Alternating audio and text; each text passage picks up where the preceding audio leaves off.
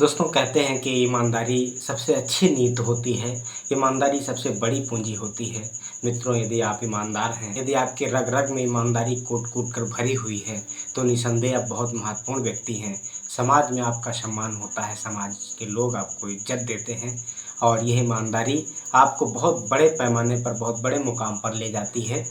इसलिए मित्रों, हमें ईमानदार होना चाहिए। कोई भी काम करने से पहले, कोई बात बोलने से पहले ये तय कर लेना चाहिए कि कहीं ये बात झूठी तो नहीं है, कहीं ये कार्य गलत तो नहीं है।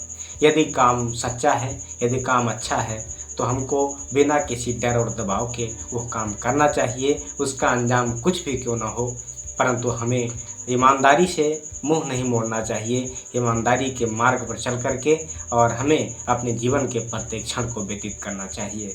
साथियों, ईमानदारी बहुत बड़ी ताकत होती है। ईमानदारी ईमानदारी बहुत बड़ी ताकत होती है। ईमानदारी से किया गया प्रत्येक कार्य बहुत बड़ा सराहनीय और प्रशंसनीय होता है। साथियों, आज मैं आप सबके समक्ष एक छोटी-सी कहानी लेकर के उपस्थित हुआ हूँ। उस कहानी के माध्यम से आप सबको कुछ न कुछ ज़रूर प्रेरणा मिलेगी। वो कहानी इसी ईमानदारी पर आधारित है। मित्रों, एक परिवार था, उस परिवार में एक लड़का था और एक उसकी बूढ़ी माँ थी।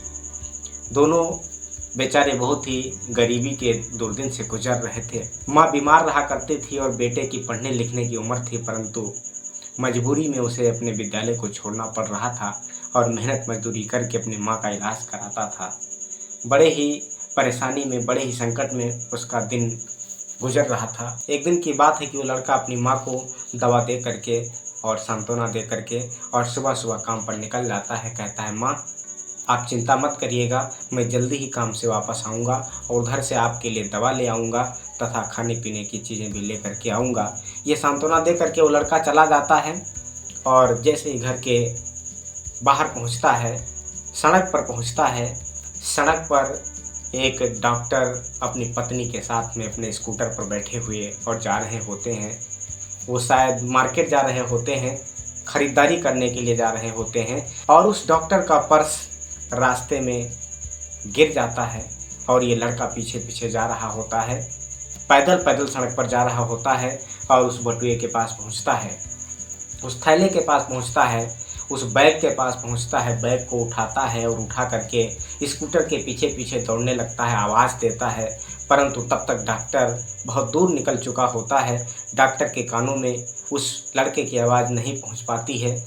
डॉक्टर चला जाता है और जब मार्केट पहुँचता है, वहाँ पर अपने थैले की ख्वाहिश करता है, अपने थैले को खोजता है, उसे थैला नहीं मिलता है। वो बहुत उदास होता है, बहुत दुखी हो जाता है। उसकी पत्नी रोने लगती है क्योंकि उस थैले में बहुत अधिक पैसा होता है और कुछ ज्वेलरी होती है, कुछ जेवर गहने होते हैं। उस बैग के ना होने पर डॉक्टर अधिक चिंतित होते हैं और वो पुनः वहाँ से वापस आते हैं, ढूँढते-ढूँढते उस रास्ते से और उदास होकर के वो अपने घर पहुँच जाते हैं। रास्ते में कहीं उन्हें बैग नहीं मिलता है।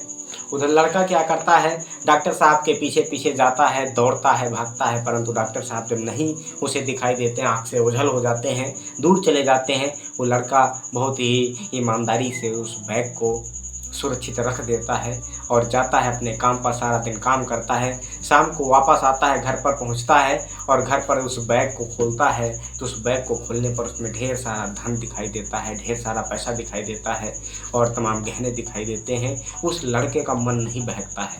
वो लड़का उसमें उस डॉक्टर का पता ढूँढता है, ढूँढते उसे एक पर्ची मिल जाती है। उस पर्ची पर उस डॉक्टर का नाम लिखा होता है और पता लिखा होता है। वो डॉक्टर के उस नाम और पते पर सुबह जाने का मन बना लेता है। वो सुबह उस बैग को लेकर के और डॉक्टर के पास पहुँचता है। डॉक्टर उस बैग के खो जाने से काफ़ी दुखी हैं। वो जब पहुँचता है, डॉक्टर साहब को आवाज़ देता है, डॉक्टर साहब बाहर निकलते हैं और डॉक्टर साहब से वो लड़का कहता है, डॉक्टर साहब कल आपका पर्स गिर गया था, डॉक्टर साहब कल आपका ये बटुआ गिर गया था, ये आपका बैग गिर गया था और मैं रास्ते से पैदल-पैदल अपने काम पर जा रहा था, मैंने आपका बैग उठाया, आपको आवाज़ दिया, आपके पीछे दौड़ा भी, परंतु आपने मेरी आवाज़ नहीं सुनी, आप चले गए। इस बटुए को ले जा कर के मैंने रख दिया था और आज सुबह मैं आपके पास इस बटुए को लेकर के आया हूँ। इसमें आपका ढेर सारा पैसा है, ढेर सारी इसमें आपकी अमानत है, ढेर सारे गहने हैं, इसे आप ले लीजिए। डॉक्टर साहब की आंखों में आंसू आ जाते हैं और अंदर बहुत अधिक प्रसन्नता होती है, खुशी भी होती है और उस लड़के की ईमानदारी को देख कर के वो बहुत ही भावुक हो जाते हैं और उस लड़के को सीने से लगा लेते हैं, गले से लगा लेते हैं। बेटा ये बताओ, तुम देखने में बहुत गरीब लग रहे हो, क्या तुमने इतनी रकम देखी, इतना पैसा देखा तो तुम्हारा मन नहीं बहका? तुमको तो ये बैग ले लेना चाहिए था, तुमको तो बताना ही नहीं चाहिए था किसी से कि आपको इतना पैसा मिला है। उस लड़के ने मुस्कुराते हुए कहा कि डॉक्टर साहब, मेरे परिवार में मेरी माँ और मैं 2 व्यक्ति हूँ।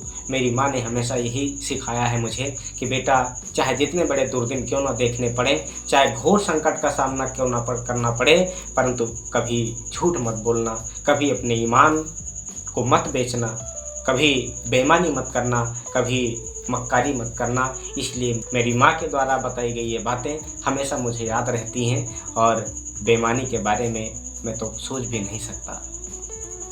और उसके बाद ये पैसा आपका है, आपकी गाढ़ी कमाई है और आपकी इस गाढ़ी कमाई पर मेरा कोई अधिकार नहीं है। ये सोच करके मैं आपके पास ये बटुआ लेकर के वापस आया हूँ। डॉक्टर साहब ने उस लड़के की ईमानदारी को देखा, बहुत ही प्रसन्न हुए उस लड़के के ऊपर और लड़के के बारे में पूछा, बेटा कहाँ रहते हो, क्या करते हो, और उसकी माली हालत पूछते हैं। डॉक्टर साहब जब उस लड़के से पूछते हैं, लड़का अपने घर की स्थिति को बयां करता है, कहता है मेरे पिताजी नहीं है, मेरे घर पर सिर्फ एक मेरी माँ है, वो भी बूढ़ी है और इसमें बीमारी से ग्रसित है। मेहनत मजदूरी करके मैं उसका इलाज करा रहा हूँ परंतु कोई फ़ायदा नहीं हो रहा है और सुबह सुबह मैं काम पर जाता हूँ, दिन भर काम करता हूँ, मेहनत मजदूरी करता हूँ और शाम को खाने की चीज़ें लाता हूँ, माँ के लिए दवा लेकर के आता हूँ और प्रतिदिन का यही मेरा काम है, यही दिनचर्या है।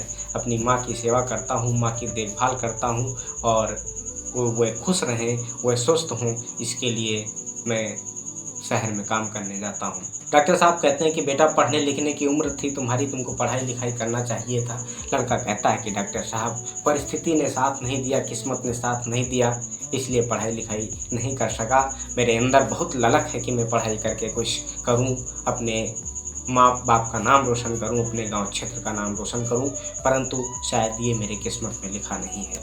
डॉक्टर साहब और डॉक्टर साहब की पत्नी बहुत ही लाड़ प्यार से, बड़े ही दुलार से उस लड़के से बड़े प्यार से बोलती हैं, कहती हैं, बेटा आज आपने ईमानदारी दिखा करके मेरा दिल जीत लिया है, आज से तुम अकेले नहीं हो, आज से मैं तुम्हारे साथ हूँ, मुझसे जितना कुछ हो सकेगा आपकी मदद करूँगा और आज से तुमको काम पर नहीं जाना है, आज से तुम्हारे माँ की देख रेख, माँ का इलाज और माँ की परवरिश का सारा जिम्मा मैं लेता हूँ।